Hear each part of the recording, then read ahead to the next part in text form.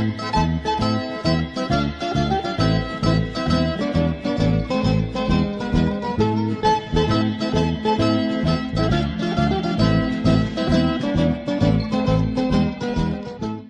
ladies and gentlemen, welcome yet again to another episode of Dinner Guide.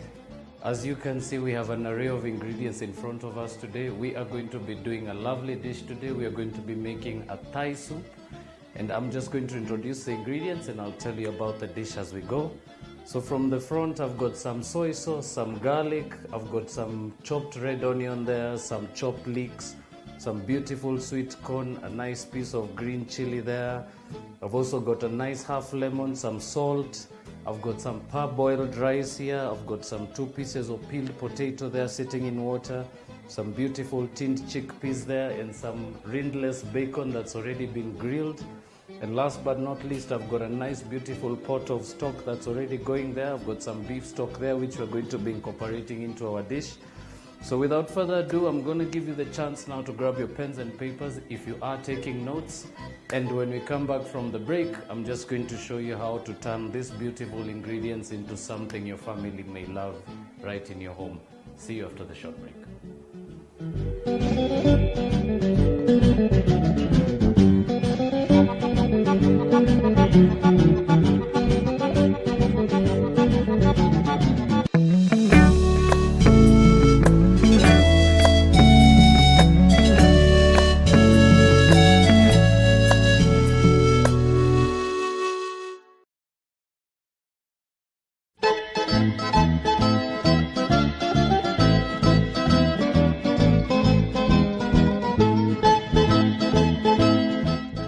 Welcome back, ladies and gentlemen. We are now just going to go straight into the preparation of this beautiful soup I have been so waiting to show you, ladies and gentlemen at home. So without further ado, I'm just going to get my burner going first. Something you definitely will need in this recipe, something you may actually want to do before you actually start this particular dish. I always recommend have a nice pot of stock that's ready. If you don't have ready stock, you could probably be using a cube. Make sure you have some of it and make sure it's boiling in some hot water, because it's something that does need a bit of steaming from a hot liquid. So without further ado, I'm just going to start with building up the soup that we're going to be working with today. And I'm just going to start with my foremost ingredients, which is basically the garlic, and the onions, red onions and the leeks. So I'm just going to crush my garlic cloves quickly. I'm just going to use my knife, and all I'm going to do now is just finely chop that. So remember, this is a very, very traditional way of making a soup. So we are not going to be blending it. It's definitely going to be something that you'll be able to do in a span of 15 to 20 minutes. Remember, it doesn't need any blending or any pureeing or any straining whatsoever. It's a very straightforward dish. And as I said, it is definitely something you want to try for your family at home. So into my big pot, I'm going to add just about a dash of some olive oil. And then we're gonna go in with some garlic.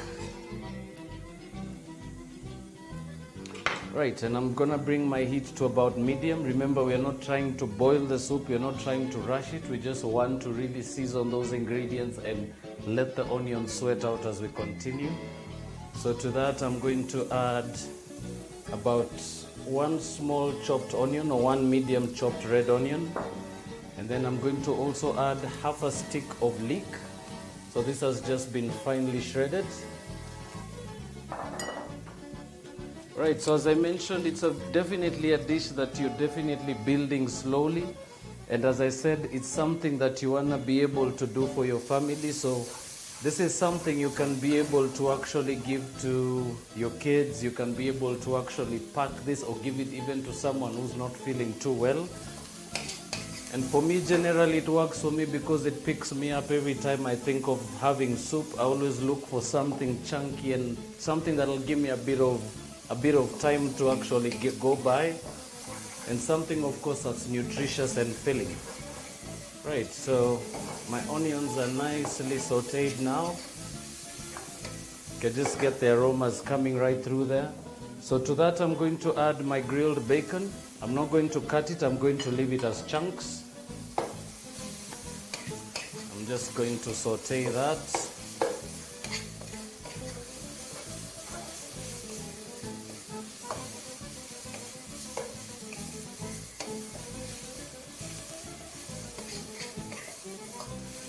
Alright, simple as that. Now I'm going to be adding now my chickpeas, my sweet corn, my soy sauce and some seasoning. So I'm going to start with the chickpeas. Remember these are tinned, so you don't want to cook them too long. Give that a nice mix. And then I'm just going to go in with my soy sauce. I'm using light soy sauce just for the seasoning, of course, not for the color. Right, so it's a nice, beautiful, groundy, mixed aroma that comes in from all the pork and all the fat that we took out of it. The chickpeas are just absorbing the flavors at this stage in time. So as I said, it's a dish you don't want to rush into making. You really want the dish to just cook itself right to the end. Right, so I'm just going to clear that. And now I'm just going to add a nice green chili, and what we're going to do is we're gonna seed the chili. So I'm gonna show you how and why. So the reason why we take the seeds out is to make sure we don't get the heat coming in from the chili. We only want a bit of the flavor. So this is all I'm going to do now, and I'm just going to use the tip of my knife, and I'm just going to work it lengthways right to the end, and I'm gonna do the same with the other piece. So remember, anytime you're making anything to do with chilies, the moment you take the seeds out, you're a little safer from burning, and it's actually a little easier to enjoy the chilies in there. The moment you go in with the seeds, then you're definitely looking for that extra heat. Right, so I'm just going to shred the chili there.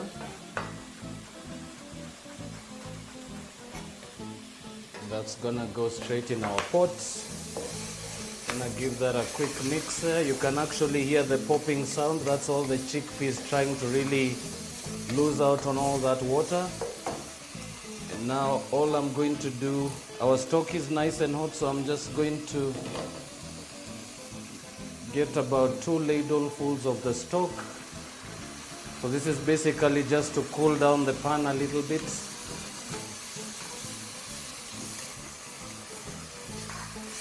Right, so beautiful color, beautiful aroma coming through. Definitely something you're all gonna enjoy trying at home. And as I said, I have tried and made this so many variations and so many ways. I have also used fish goujons in there. I made the sauce, made some fish goujons and just threw them in there. You can use chunks of beef, you can use some leftover roast chicken. It will still give you a very beautiful soup. Right, so we're just going to go in with about 3 more ladles in there of the beef stock. And then I'm going to add about half a teaspoon of salt. And then I'm going to be adding my potatoes, but I'm not going to be adding them in whole. We're actually going to grate these. So I'm going to be using a size 2 grater, not so small, not too big, probably the same size you'd grate carrots for a salad with. And I'm just going to grate the potatoes.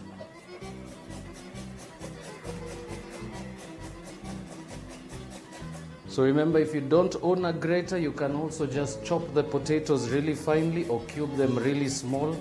Remember, the idea for this is to make sure that the potatoes cook a little faster, as opposed to when they're chunks and we would actually need to boil them.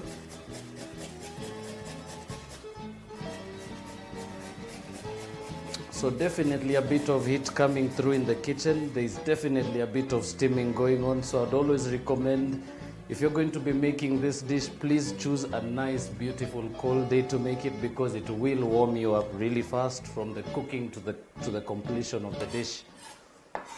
It's really getting sweaty. Right, so just going to add my grated potato in there. Remember, I'm not going to rinse them. I'm actually looking forward to having the juices from the potatoes in there. And it actually gives the soup a nice silky finish as well. Right, so I'm just going to give this a mix. Right, so basically what we're going to do is we're going to allow that to cook for about another 5 minutes, and we're going to bring the heat to low. And then I'm just going to add about 2 more ladlefuls of beef stock.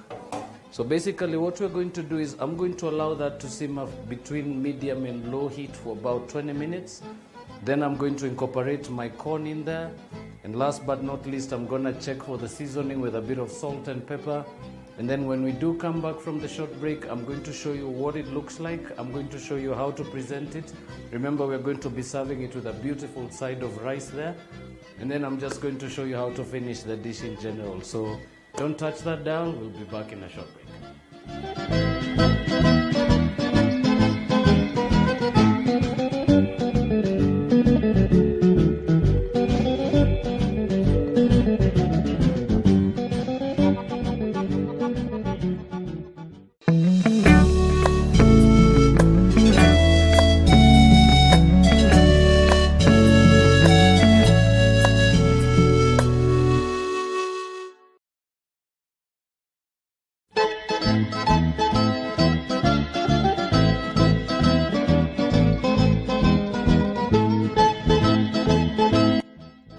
Welcome back, ladies and gentlemen. For those who are just joining us, most of you who missed out on the soup that we are preparing today, you're just about to see the final result of it.